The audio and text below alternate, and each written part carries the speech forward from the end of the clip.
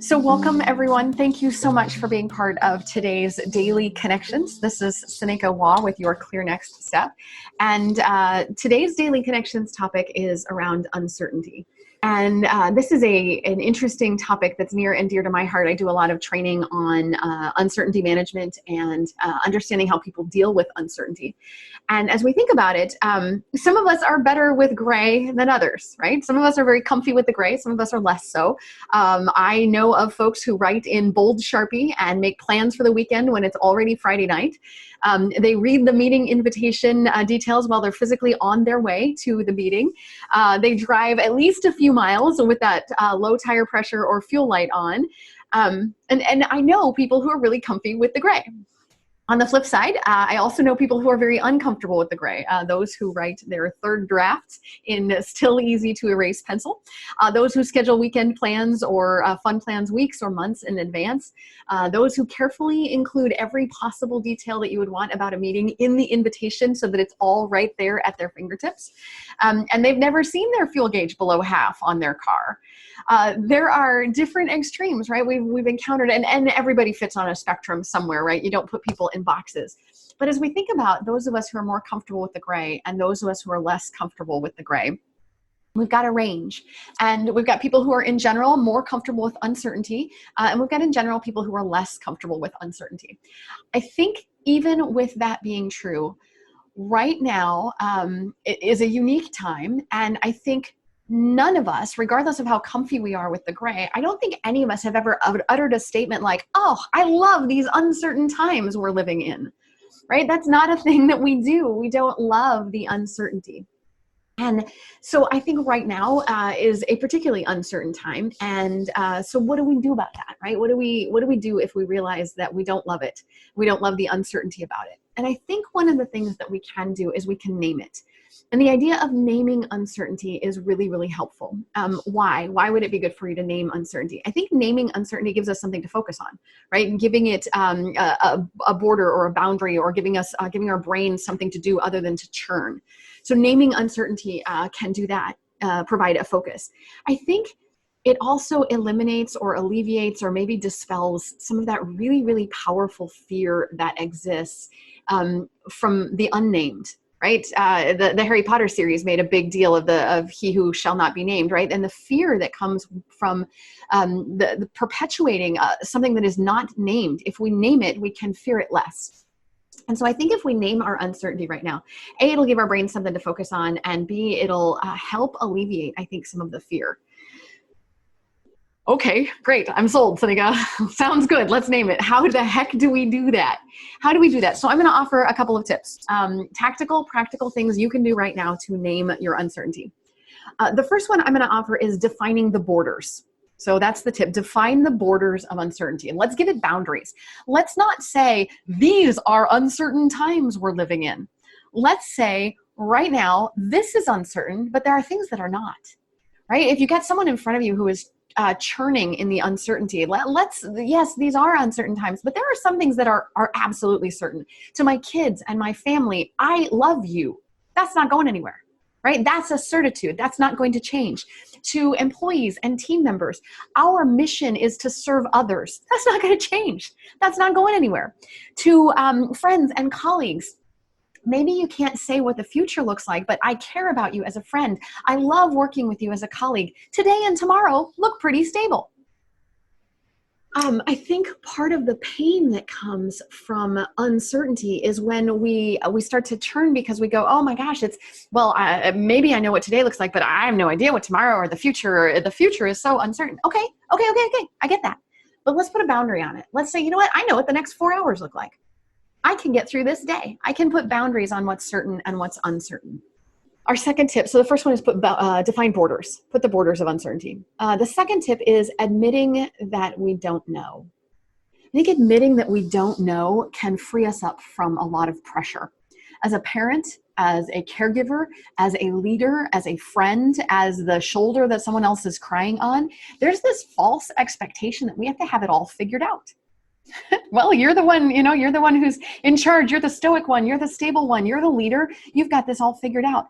And I think right now, if we allow ourselves to admit, I don't know, This is uncertain. I don't know how this plays out. Admitting that we don't know is kind of claiming some certitude, right? I'm certain that I don't know.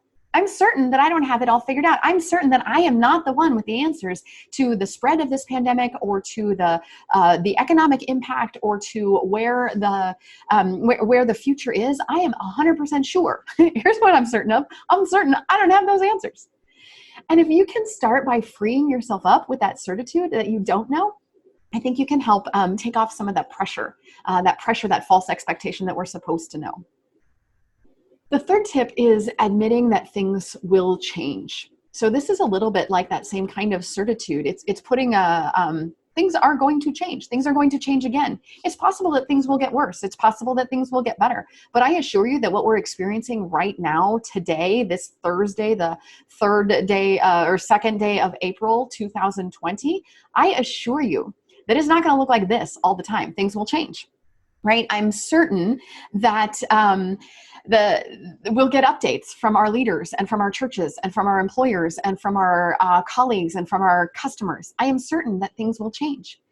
That's another way to name the uncertainty, right? The uncertainty is, I don't know what's going to happen. Well, okay, here's something that I know is going to happen. I know it's going to change.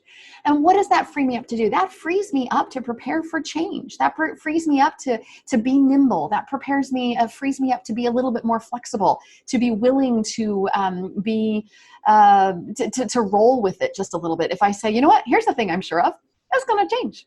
Then when the change happens, it doesn't put me into a tailspin.